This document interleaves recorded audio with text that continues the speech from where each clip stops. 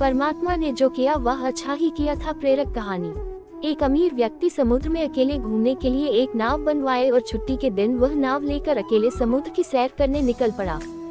वह समुद्र में थोड़ा आगे पहुंचा ही था कि अचानक एक जोरदार तूफान आ गया। उसकी नाव पूरी तरह से तहस नहस हो गई, लेकिन वह लाइफ जैकेट के साथ समुद्र में कूद गया। जब तूफान शांत हुआ तब वह तैरता तैरता एक टापू पर जा पहुंचा, मगर वहां भी कोई नहीं था। टापू के चारों ओर समुद्र के अलावा कुछ भी नजर नहीं आ रहा था।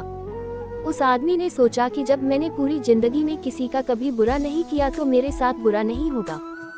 उसको लगा कि ईश्वर ने मौत से बचाया है तो आगे का रास्ता भी वही दिखाएंगे। धीरे धीरे वह वहां पर उगे झाड़ फल पत्ते खाकर दिन बिताने लगा, मगर अब धीरे धीरे उसे लगने लगा था कि वह इस टापू पर फंस गया है। मगर अब भी ईश्वर पर उसका भरोसा कायम था। उसने सोचा, इतने दिनों से मैं इस टापू पर मारा फिर रहा हूँ, क्यों न यहाँ एक झोपड़ी बना लूं। पता नहीं अभी और कितने दिन यहाँ बिताने पड़े। पूरे दिन लकड़ियाँ और पत्ते वगैरह इकट्ठा कर उसने झोपड़ी बनानी शुरू की। रात होते होते उसकी झोपड़ी बनकर तैयार हो गई थी। अभी वह झोपड़ी के बाहर खड़ा होकर उसे देखते हुए सोच रहा था कि आज से झोपड़ी में सोने को मिलेगा। मगर अचानक से मौसम बदला और बिजली जोर जोर से कड़कने लगी और एक बिजली उसकी झोपड़ी पर गिर गई। उसके देखते ही देखते झोपड़ी जलकर खाक हो गई। ये देखकर वह व्यक्ति टूट गया। उसने आसमान की तरफ देखकर बोला, हे ईश्वर, ये तेरा कैसा इंसाफ है। तूने मुझ पर अपनी रहम की नजर क्यों नहीं की। मैंने हमेशा तुझ पर विश्वास बनाए रखा। फिर वह इंसान हताश और निराश होकर सर पर हाथ रखकर रोने लगा। अचानक ही एक नाव टापू के पास आई। नाव से उतरकर दो आदमी बाहर आए और बोले कि हम तुम्हें बचाने आए हैं। दूर से इस वीरान टापू में जलती हुई झोपड़ी देखी तो लगा कि कोई उस टापू पर मुसीबत में है। अगर तुम अपनी झोपड़ी नहीं जलाते तो हमें पता नहीं चलता कि टापू पर कोई है।